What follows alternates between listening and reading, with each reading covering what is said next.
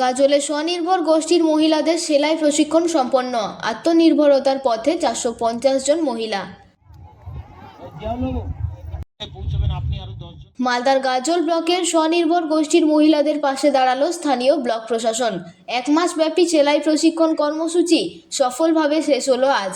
প্রশিক্ষণপ্রাপ্ত মহিলারা যাতে আগামী দিনে এই দক্ষতাকে কাজে লাগিয়ে নিজের পায়ে দাঁড়াতে পারেন, সেই বার্তাই দিল ব্লক প্রশাসন।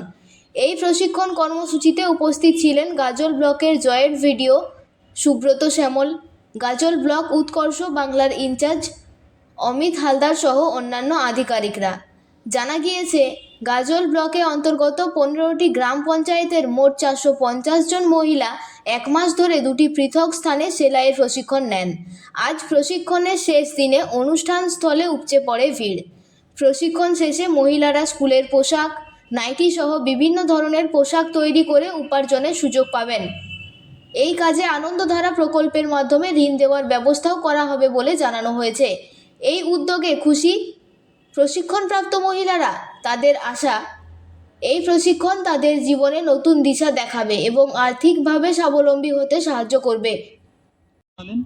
যে অনেক আন্তরিকতা নিয়ে ওনার ট্রেনাররা শিখিয়েছেন এবং উনি আরও বললেন যে আরও ভালো কাজের সুযোগ সুবিধা দেওয়া হোক পরবর্তীতে।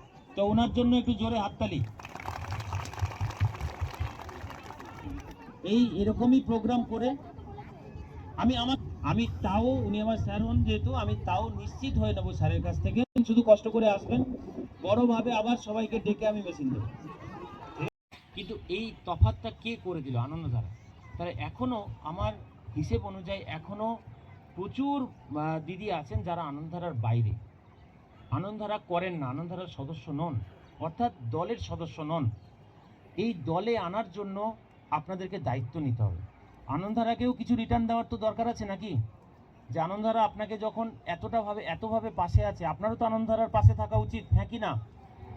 ঠিক আমি এইটাই চাইবো আপনাদের কাছে, যে আনন্দধারার জন্য আপনি বলবেন যে আমি দল করছি, কোথাও কোনোভাবে কোনো রকমের কোনো সমস্যা নেই, কোথাও কেউ আপনার বাধার সৃষ্টি করবে না। এবং আজকের দিনে দাঁড়িয়ে বলতে গেলে আপনার সব কিছু কিন্তু আনন্দধারার মাধ্যমেই হতে যাচ্ছে।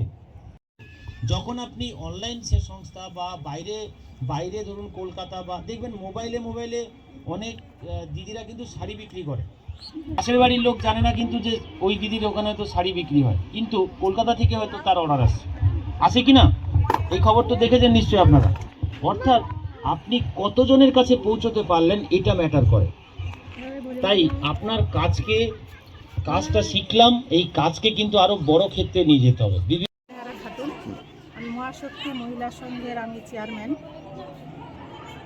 আমাদের যে মালদা ডিস্ট্রিক্টের পিডি সাহেব আছে, প্রজেক্ট ডাইরেক্টর, এবং আমাদের বিডিও সাহেব এবং আমার জয়েন্ট বিডিও সাহেব পরিচালনা করলেন। কাজটা মহাশক্তি মহিলা সংঘকে দিয়েছে। টোটাল কাজকর্ম দেখাশোনা মহাশক্তি মহিলা সংঘই আমরা করলাম। আজকে মূলত কি হলো? আজকে আমাদের শেষ দিন, 1 মাস ট্রেনিং চললো সেলাইয়ের। মানে 15টা জিপি থেকে আমরা নিজ জিপি সংঘনেত্রীরা ছিলাম, ট্রেনার দিদিরা ছিল। 15টা জিপিতে 15টা ট্রেনার দিদি ছিল। তো আজকে আমাদের কাজটা কমপ্লিট হলো, 30 দিন হলো। তাই নাইটি ইউনিফর্ম, আমাদের যে স্কুলে আমরা ইউনিফর্ম দিই, সেই নাইটি হলো, জামা টামা সব কিছুই সেলাই শিখিয়েছে। মেয়েরা খুব ভালো কাজ শিখেছে। এটাই জয়েন্ট সাহেব আমাদেরকে নিয়ে একটা মিটিং করলো। তো তাদেরকে আমরা আনন্দধারাতে আসতে বললাম। অনেক লোনের ফ্যাসিলিটি, সেলাই কাজকর্ম অনেক কিছুই এখানে আমাদের আনন্দধারাতে যুক্ত হলেই পারে। সো আমাদের আনন্দধারাতে আসে, এটাই স্যার 400 450 30টা করেছিল। অঞ্চল প্রতি কতজন করেছিল? 30 জন। আপনার নাম? হুসনেয়ারা খাতুন, সালেডাঙ্গা জিপির সংঘনেত্রী। ঠিক আছে। 30 দিন ধরে আমরা গ্রামের দিদিদেরকে, যারা আনন্দধারার সাথে যুক্ত, এরকম দিদিদেরকে আমরা সেলাই ট্রেনিং দিচ্ছিলাম তাদের দক্ষতা বৃদ্ধির জন্য। এবং এটা নিরবিচ্ছিন্নভাবে হয়েছে এবং আমরা নিয়মিত এটাকে পরিদর্শন করেছি এবং দেখেছি এবং গুণগত মানও বজায় রেখেছি।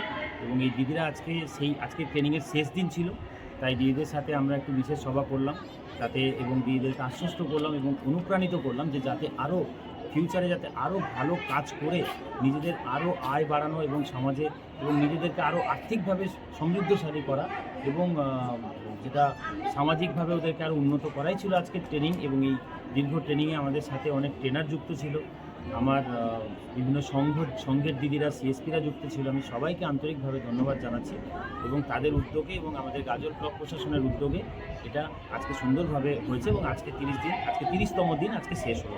30 দিনে কতজন ট্রেনিং নিয়েছে? 30 দিনে প্রতিদিন আমাদের দুটো ক্যাম্প ছিল, দুটো জায়গা ছিল।